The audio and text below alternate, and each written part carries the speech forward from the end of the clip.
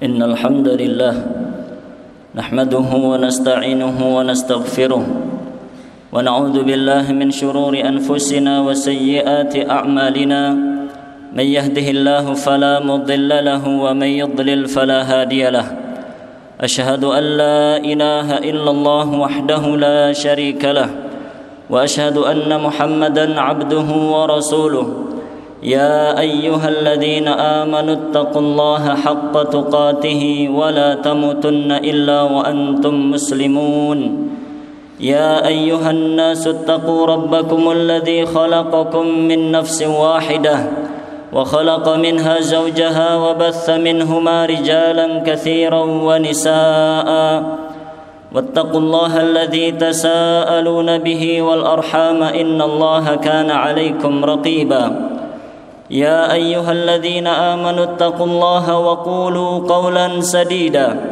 يصلح لكم أعمالكم ويغفر لكم ذنوبكم ومن يطع الله ورسوله فقد فاز فوزا عظيما فإن أصدق الحديث كتاب الله وخير الهدي هدي محمد صلى الله عليه وسلم وشر الأمور محدثاتها فإن كل محدثة بدعة وكل بدعة ضلالة وكل ضلالة في النار اللهم صل وسلم وزد وبارك على نبينا محمد وعلى آله وأصحابه أجمعين. Jamaah salat Jumat yang dirahmati Allah, marilah senantiasa bersyukur kepada Allah Subhanahu wa taala atas hidayah Islam dan nikmat iman yang diberikan kepada kita semuanya. Dan mari membuktikan rasa syukur tersebut dengan wujud syukur yang paling nyata, yaitu dengan menjadi hamba yang taat kepada Allah, melaksanakan perintah-perintahnya dan menjauhi larangan-larangannya. Ketaatan seperti itulah yang disebut dengan takwa, dan ketakwaan itulah bekal terbaik yang kita bawa untuk menghadap kepada Allah pada hari akhirat nanti. Jamaah salat Jumat yang dirahmati Allah, salah satu dosa besar yang sangat dilarang dalam agama Islam adalah perbuatan homoseksual.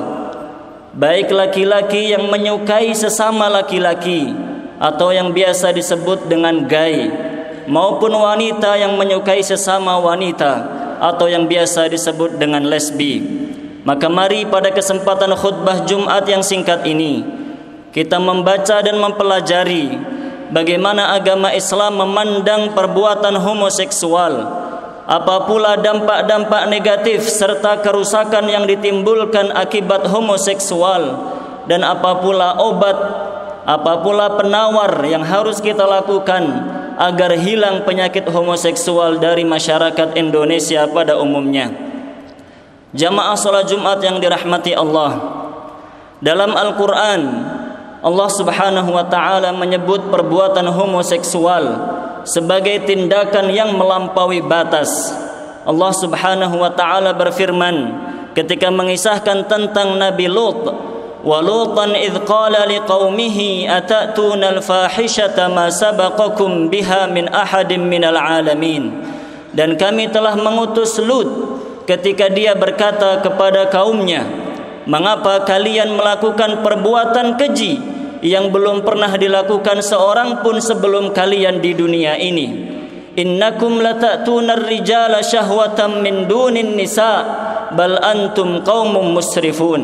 Sungguh kalian melampiaskan syahwat kalian kepada laki-laki, bukan kepada wanita, dan sungguh kalian adalah orang-orang yang melampaui batas. Ayat itu menunjukkan bahwa siapa saja di antara umat manusia yang memiliki kecenderungan homoseksual, dia adalah orang-orang yang melampaui batas, orang-orang yang melanggar syariat Allah, dan akan mendapat murka dari Allah Subhanahu wa ta'ala apabila dia tidak bertaubat. Jamaah salat Jumat yang dirahmati Allah, adapun dampak negatif atau kerusakan yang ditimbulkan akibat perbuatan homoseksual, maka itu sangat banyak sekali, tidak terhingga kerusakan yang ditimbulkan olehnya, baik kerusakan agama, kerusakan moral, maupun kerusakan kesehatan, kerusakan tatanan sosial, dan seterusnya. Kerusakan pertama adalah kerusakan dari segi agama, yaitu ketika seseorang melakukan perbuatan homoseksual, maka dia telah terjatuh dalam salah satu perbuatan dosa yang sangat besar. Saking besarnya dosa itu, sampai-sampai Rasulullah sallallahu alaihi wasallam mendoakan laknat bagi pelakunya sebanyak 3 kali. Beliau sallallahu alaihi wasallam bersabda, "La'anallahu man 'amila 'amala qaumi Lut. La'anallahu man 'amila 'amala qaumi Lut. La'anallahu man 'amila 'amala qaumi Lut." Semoga Allah melaknat siapa saja yang melakukan perbuatan homoseksual. Semoga Allah melaknat siapa saja melakukan perbuatan homoseksual. Semoga Allah melaknat siapa saja melakukan perbuatan homoseksual. Dan kita telah mengetahui penjelasan para ulama, perbuatan-perbuatan maksiat yang mendapat ancaman laknat itu adalah perbuatan dosa besar. Oleh karenanya dalam hadis yang lain Rasulullah sallallahu alaihi wasallam bersabda, "Inna akhwafa ma akhafu ala ummati amalu qaumi Lut."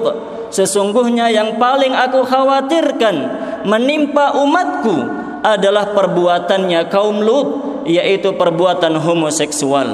Jamaah salat Jumat yang dirahmati oleh Allah, bagaimana homoseksual itu merusak agama seseorang, yaitu karena perbuatan homoseksual adalah perbuatan dosa besar yang siapa saja melakukannya atau terbiasa melakukannya akan menumpuk dosa-dosa itu pada dirinya, sehingga tumpukan dosa-dosa itu akan menghalanginya dari amal saleh, menghalanginya dari ketaatan kepada Allah, menghalanginya dari akidah yang benar, menghalanginya dari amal-amal yang mendekatkannya kepada Allah Subhanahu wa taala.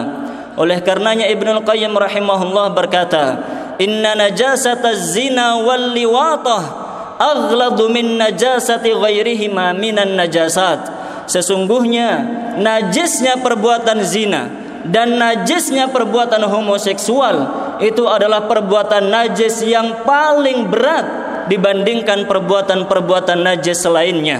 Lalu beliau mengatakan, "Walaysa fidz dzunub afsadu lil qalbi wad din min hatainil fahishatain." Dan tidak ada perbuatan dosa yang lebih merusak hati, lebih merusak agama seseorang daripada perbuatan zina dan perbuatan homoseksual. Maka jamaah salat Jumat yang dirahmati oleh Allah, itulah kerusakan pertama yang ditimbulkan oleh perbuatan homoseksual. Lalu kerusakan kedua adalah kerusakan dari segi akhlak, kerusakan dari segi budi pekerti, dan itu sesuatu yang sudah sangat jelas, tidak perlu dijelaskan lagi, bahwa semua orang sepakat siapa saja melakukan perbuatan homoseksual, dia adalah orang yang menyimpang akhlaknya, dia orang yang menyimpang fitrahnya, dia adalah orang yang menyimpang hatinya. Semua orang sepakat dengan itu, tidak ada yang berselisih sedikit pun.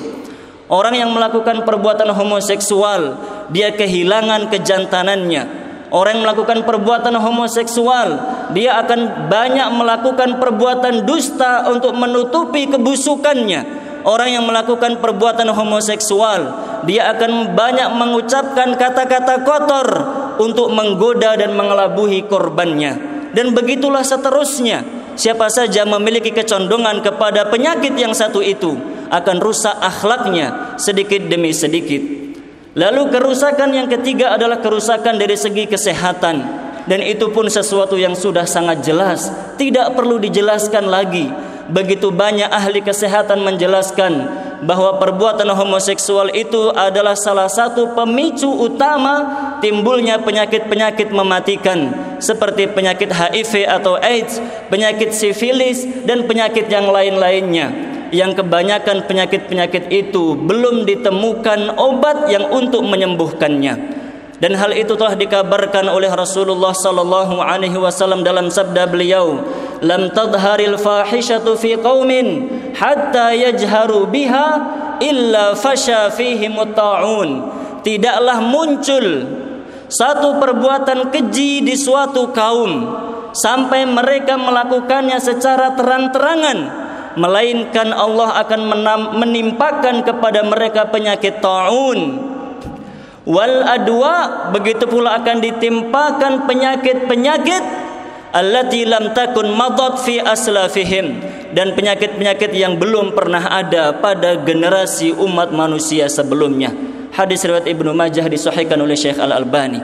Maka jamaah salat Jumat yang dirahmati oleh Allah, kerusakan yang ditimbulkan oleh penyakit yang satu ini sangatlah banyak. Apa guna hidup seseorang apabila di dunia ini dia hidup rusak agamanya, rusak akhlaknya, rusak kesehatannya, rusak tata hidupnya? Tidak ada guna hidup orang seperti itu. Maka mari kita menjauhi perbuatan itu, dan mari menasihati orang-orang yang kita dapati memiliki kecondongan melakukan perbuatan itu, agar kita semua diselamatkan oleh Allah dari dampak negatif perbuatan tersebut. Jamaah salat Jumat yang dirahmati Allah, lalu apa yang harus kita lakukan sebagai seorang muslim untuk menghilangkan penyakit homoseksual di tengah-tengah kaum muslimin? Dalam Al-Quran dan hadis begitu banyak solusi yang telah dijelaskan. Di antaranya adalah yang pertama, yaitu kita harus menjadi hamba-hamba yang sering bertaubat kepada Allah. Marilah perbanyak taubat kita kepada Allah, agar dengan taubat yang kita lakukan Allah mengampuni dosa-dosa kita, membersihkan hati kita, sehingga dengan hati yang bersih itu kita tidak memiliki kecondongan kepada perbuatan-perbuatan yang menyimpang. Lalu yang kedua yang harus kita lakukan adalah menjadi hamba-hamba yang ikhlas, melaksanakan ibadah-ibadah kepada Allah, tulus mengharapkan pahala dan ridha dari Allah Subhanahu wa taala. Karena sesungguhnya niat yang ikhlas, ibadah yang ikhlas, hidup yang ikhlas adalah salah satu sebab kita diselamatkan oleh Allah di dunia dan di akhirat. Sebagaimana Allah mengisahkan tentang Nabi Yusuf alaihi salam, Allah berfirman, "Walaqad hammat bihi wa hamma biha laula ar-ra'a burhana rabbih." Dan sungguh wanita itu telah berhasrat kepada Yusuf, dan sungguh Yusuf pun telah berhasrat kepada wanita itu jika dia tidak melihat tanda-tanda kuasa dari Allah. Kadzalika linasrifa anhu su'a wal fahsya. Begitulah kami jauhkan Yusuf dari perbuatan keji dan perbuatan buruk. Kenapa Allah selamatkan Nabi Yusuf dari perbuatan keji dan perbuatan buruk? Allah jelaskan di akhir ayat, innahu min ibadinal mukhlasin. Karena Yusuf itu termasuk hamba-hamba kami yang mukhlas. Mukhlas artinya hamba-hamba yang terpilih. Ayat itu dalam qiraah lain dibaca dengan mukhlisin, yang artinya hamba-hamba yang ikhlas. Dan Nabi Yusuf alaihissalam mendapatkan dua karunia tersebut. Beliau adalah hamba yang ikhlas, akhirnya beliau pun menjadi hamba yang diselamatkan dan dilindungi oleh Allah Subhanahu wa taala. Maka dengan melaksanakan ibadah, menjalani hidup ini ikhlas untuk Allah, itu menjadi sebab kita diselamatkan dan dilindungi oleh Allah Subhanahu wa taala dari berbagai macam keburukan, termasuk di antaranya keburukan penyakit homoseksual. Jamaah salat Jumat yang dirahmati oleh Allah, lalu hal ketiga yang harus kita lakukan untuk menghilangkan penyakit itu, yaitu kita harus bermujahadah, bersungguh-sungguh melawan hawa nafsu kita. Karena nafsu itulah salah satu hal yang menjerumuskan kita ke dalam neraka, khususnya nafsu yang berkaitan dengan kemaluan. Seperti disebutkan dalam hadis bahwa kebanyakan yang menjerumuskan manusia ke dalam neraka adalah dosa akibat kemaluan dan dosa akibat perbuatan lisan. Maka yang harus kita lakukan adalah melawan hawa nafsu yang selalu mendorong kita kepada perbuatan buruk, dan itu memang tidak mudah. Maka kita butuh perjuangan yang ekstra untuk bisa melawan hawa nafsu kita. Dan ingatlah bahwa Allah telah berjanji akan menolong hamba-hamba yang bersungguh-sungguh di jalan Allah. Allah Subhanahu wa taala berfirman, "Walladzina jahadu fina lanahdiyannahum subulana." Dan orang-orang yang berjihad, bersungguh-sungguh di jalan kami, sungguh kami akan tunjukkan kepada mereka jalan-jalan menuju keridhaan kami. Jamaah salat Jumat yang dirahmati oleh Allah, lalu hal keempat yang harus kita lakukan pula untuk menghilangkan penyakit yang menyimpang tersebut, yaitu adalah memperbaiki kualitas salat kita, khususnya salat fardu 5 waktu. Perbaiki kualitasnya, laksanakan dengan tumakninah, laksanakan dengan khusyuk, tepat pada waktunya, dan khususnya laki-laki laksanakan solat fardu secara berjamaah. Semoga dengan konsistennya kita menjaga solat fardu 5 waktu, Allah akan menjauhkan kita dari perbuatan keji dan munkar. Sebagaimana Allah berfirman, Innas salata tanha 'anil fahsya'i wal munkar. Sesungguhnya solat itu mencegah perbuatan keji dan perbuatan munkar. Maka mari terus meningkatkan kualitas solat kita kepada Allah. Perbaiki bacaan-bacaannya, baca dengan penuh tadabbur, hayati bacaan-bacaan solat kita, lakukan gerakan-gerakan solat dengan sempurna, laksanakan solat fardu di awal waktu, laksanakan secara berjamaah, kejarlah saf-saf yang pertama. Semoga dengan semua usaha itu Allah menjauhkan kita dari perbuatan keji dan perbuatan munkar. Jamaah salat Jumat yang dirahmati oleh Allah, hal lain yang tidak kalah penting dan harus kita lakukan untuk menghilangkan dan mengikis penyakit itu adalah dengan memperbanyak puasa-puasa sunnah. Sebagaimana Rasulullah sallallahu alaihi wasallam berpesan kepada siapa saja yang belum siap untuk menikah agar memperbanyak puasa sunnah, dan beliau menjelaskan fa innahu lahu wija, sesungguhnya puasa itu akan menjadi perisai baginya. Apabila orang yang tidak bisa menikah bisa selamat insya-Allah dengan memperbanyak puasa, maka begitu pula insya-Allah kita bisa selamat dari penyakit homoseksual apabila kita memperbanyak ibadah puasa kepada Allah Subhanahu wa taala.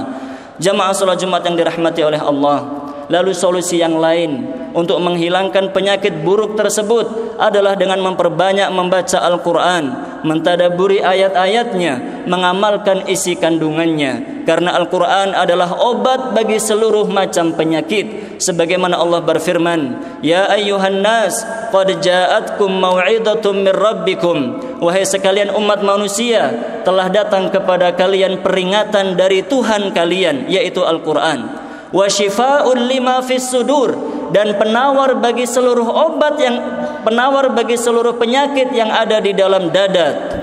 Wa hudaw wa rahmatun lil mu'minin, sekaligus sebagai petunjuk dan rahmat bagi hamba-hamba yang beriman. Lalu solusi yang terakhir yang kita sampaikan dalam kesempatan khutbah kali ini, yaitu hendaknya kita senantiasa ghaddul basar, yaitu menjaga pandangan kita dari hal-hal yang diharamkan oleh Allah, agar kita selamat dari penyakit menyimpang berupa homoseksual.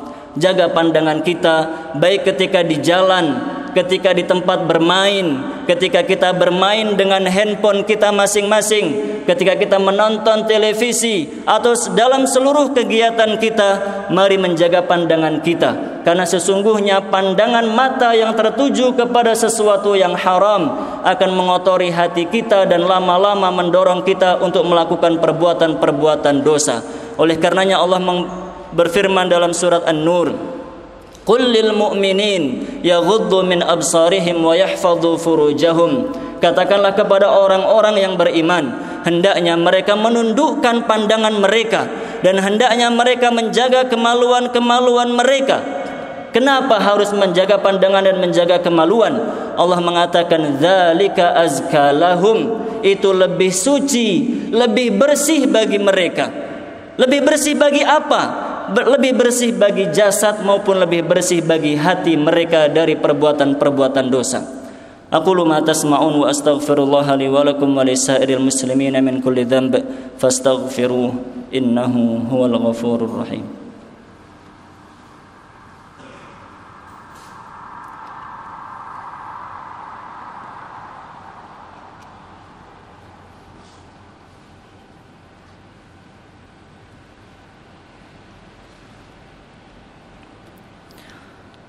Alhamdulillahi rabbil alamin, wassalatu wassalamu ala al-mab'uthi rahmatan lil alamin wa ala alihi wa sahbihi ajma'in.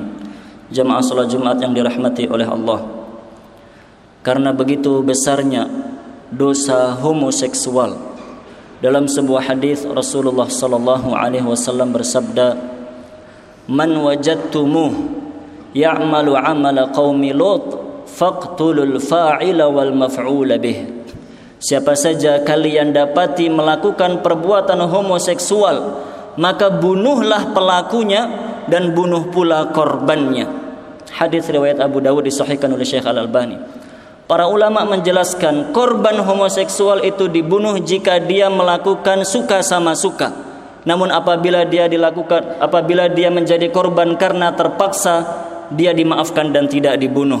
Namun yang ingin khatib sampaikan adalah bahwa berdasarkan hadis tersebut, seluruh ulama bersepakat bahwa hukuman pidana Islam bagi pelaku homoseksual adalah dibunuh. Hanya saja para ulama berselisih pendapat bagaimana cara membunuhnya. Menurut Abu Bakar As-Siddiq radhiyallahu an, cara membunuhnya adalah dengan dibakar hidup-hidup. Wal iyadu billah min dzalik.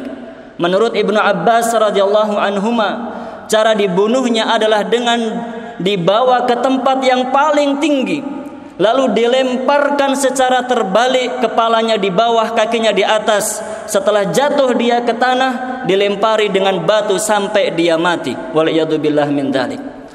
Menurut ulama yang lain, di antaranya Az-Zuhri rahimahullah, cara membunuhnya adalah dengan dirajam, baik sudah menikah maupun belum menikah, dengan dikubur badannya, disisakan kepalanya, dilempari batu sampai dia meninggal dunia. Waliyadu billah min dzalik. Menurut pendapat yang lain, cara membunuhnya adalah dengan dipenggal lehernya menggunakan pedang. Dan pendapat-pendapat lain yang sangat banyak. Intinya bahwa semua itu menjelaskan begitu besar dosa homoseksual, baik gay maupun lesbi. Maka dengan itu semoga semua menjadi mengerti bahwa perbuatan dosa yang satu ini sangat dimurkai oleh Allah, sehingga tidak ada lagi yang memiliki kecondongan kepada hal tersebut, baik laki-laki kepada laki-laki maupun wanita kepada wanita.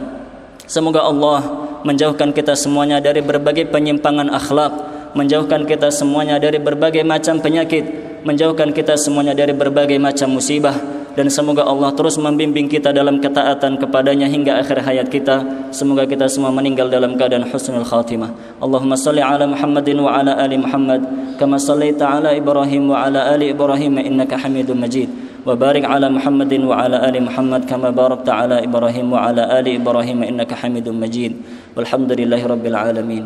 اللهم اغفر للمسلمين والمسلمات والمؤمنين والمؤمنات الأحياء منهم والأموات إنك سميع قريب مجيب الدعوات. اللهم اغفر لنا ذنوبنا ولوالدينا وارحمهم كما ربونا صغارا. ربنا هب لنا من أزواجنا وذرياتنا قرة أعين واجعلنا للمتقين إماما. اللهم أصلح ولاة أمور المسلمين ووفقهم لما تحب وترضى. ربنا ظلمنا أنفسنا وإن لم تغفر لنا وترحمنا لنكونن من الخاسرين. ربنا آتنا في الدنيا حسنة وفي الآخرة حسنة وقنا عذاب النار. وصلى الله على نبينا محمد وعلى آله وصحبه وبارك وسلم. وآخر دعوانا أن الحمد لله رب العالمين.